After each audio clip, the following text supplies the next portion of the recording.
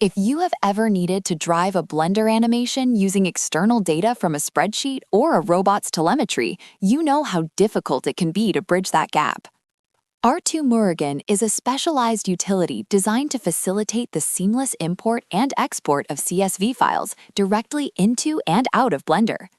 Imagine having a CSV file with the specific movement coordinates of a mechanical arm. With this add-on, you can import that tabular data and use it to precisely animate your 3D model. It works both ways.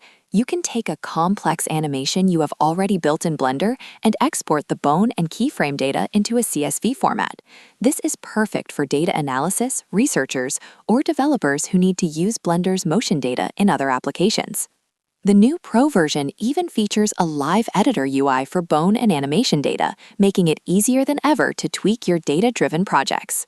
If you are watching on YouTube, the link is in the description.